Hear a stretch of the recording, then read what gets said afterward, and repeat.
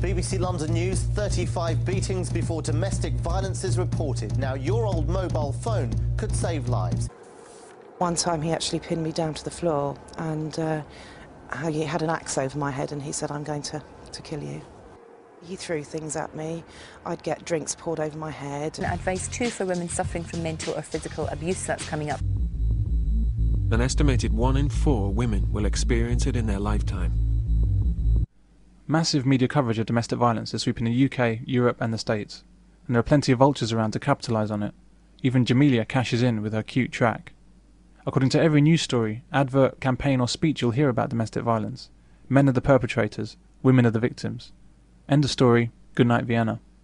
But is that really it? Is that the whole story? I'm not so sure. It seems to me that domestic violence is nothing like as simple as it's presented. Domestic violence, where it actually occurs, is surely an issue that affects people, not an issue that affects only women. It turns out that when you begin to look into domestic violence and assess the figures, it becomes clear that women actually commit more acts of violence than men do, and women are particularly guilty when it comes to violence against children and babies. Why do we never see this on the BBC News? We're never told these things and many others. We can't be told, because that would detract from the purposes of those who seek to craft a very particular message against men for very particular reasons. To these people, men are only allowed to be guilty of domestic violence. All evidence to the contrary be damned. The government knows the truth, and the people that control the media know.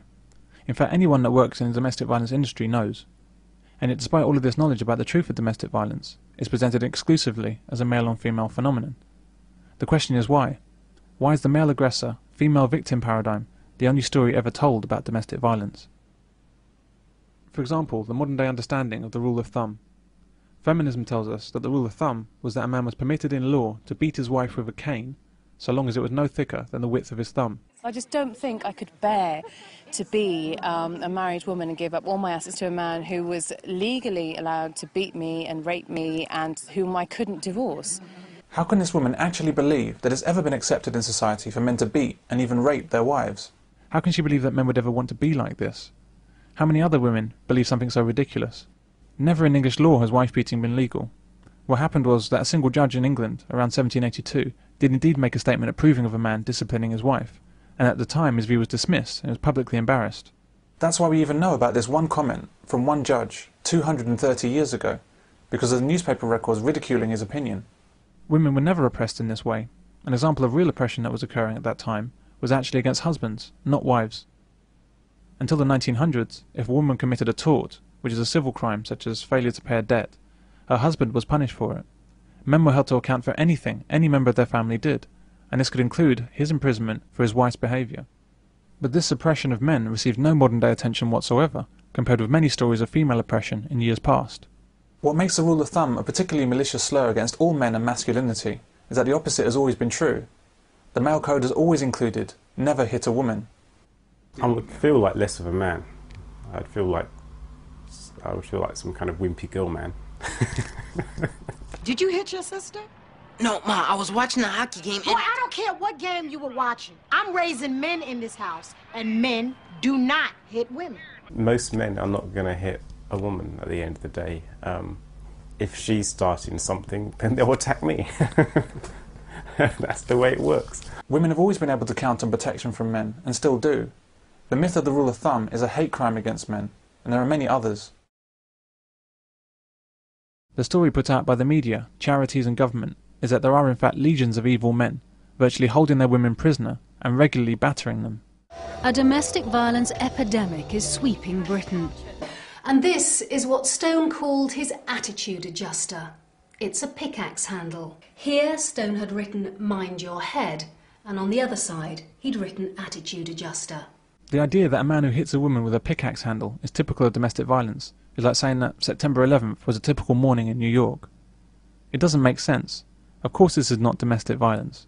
This man is clearly deep in the land of crazy and that's the end of it. Why would our media be trying to present the outlandish behaviour of one man as an example of the suffering of countless women? Perhaps the best approach in tackling the inaccurate view of domestic violence that we're presented with is to ask the immortal question posed by Cicero in ancient Rome. When attempting to deduce who was responsible for a crime, he asked, "Cui bono?" Who benefits? Indeed! Who benefited? When you look at who benefits most from a crime, it's often easy to work out who committed the crime. So who benefits from men being wrongly singled out as abusive? Who benefits from labelling women as victims and men as perpetrators? And how do they benefit? It's by asking these questions and following the money trail that we begin to get some answers. Cui bono? Oh, I think we know. For example, I came across this story featuring Anita Roddick. It's the idea of Anita Roddick, the founder of The Body Shop. She's asking people to donate their old phones at any of her stores. And what's this envelope? That's for our old mobile phones that are broken or not in use anymore. They'll then be specially converted and given to women at risk. This will be very affected and in a very, very vulnerable time for women. He continues to stalk, he continues to threaten her with a lie, usually cuts the phone wires. But I found this strange because I knew that the Body Shop Foundation had donated money to the Mankind Initiative, a charity with the principal role of assisting men who are victims of domestic violence. So why was she on the BBC talking exclusively about female victims, whilst quietly, behind the scenes and off-air, her company is helping men affected by domestic violence? If she really wanted to help these desperate women, why didn't she just open a free post service to return old phones? Why does she want women to personally go into her shops and hand in phones? This news article I came across explained it. The Body Shop had been having a hard time in business and it sorely needed a boost. Was she using the issue of domestic violence as a tool to gain free advertising on the BBC and to get women into her shops to spend money? As we'll see, that's very much the real story behind domestic violence in the news. Massive income generation.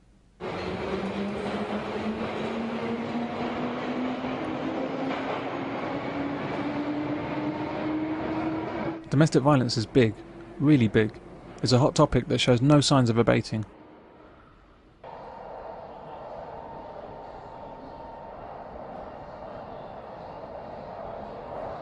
And on the very same train platform.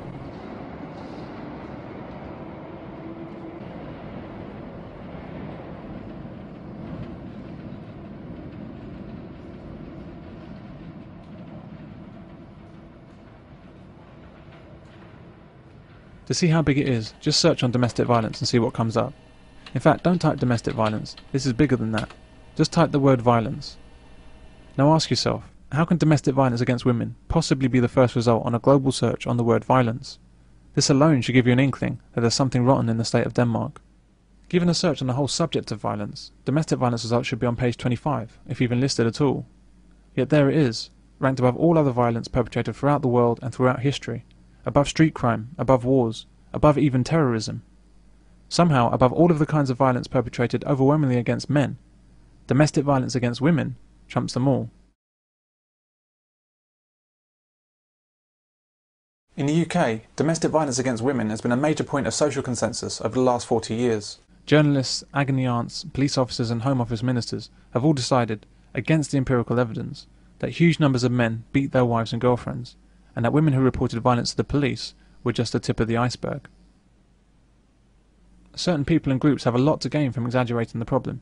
Among these are counsellors, domestic violence experts, businesses focusing on women's products, certain charities, and various arms of government, including the prison service and the police. Collectively, this group of beneficiaries of domestic violence can be termed the abuse industry. The more that we're all persuaded to believe that lots of men bash their women, the more money these people receive, the more powerful they become. And we're talking hundreds of millions of pounds every year in the UK. And in the US, it's billions. The abuse industry maintains itself by defining more and more behaviours, categorising more behaviours, normal behaviours, as acts of abuse. So, for example, whereas 30 years ago, the NSPCC was concerned with the killing and severe beating of children, it's now concerned with smacking children, shouting at children. It has even tried to suggest that 5-year-old boys who have an interest in 5-year-old girls are paedophiles. It's actually used those words. They're not my words, they're the NSPCC's words. Feminist movement has tried to demonise men by counting as acts of domestic violence, shouting, attempting to commit suicide as an act of domestic violence, according to the Domestic Violence Project. So these people have massaged some of the facts. They've invented other facts and ignored those awkward facts that were contrary to their purposes. They published countless figures for domestic violence. None of the figures are small. and all of them appeared to confirm the existence of a vast and menacing problem, a problem that only appears to affect women.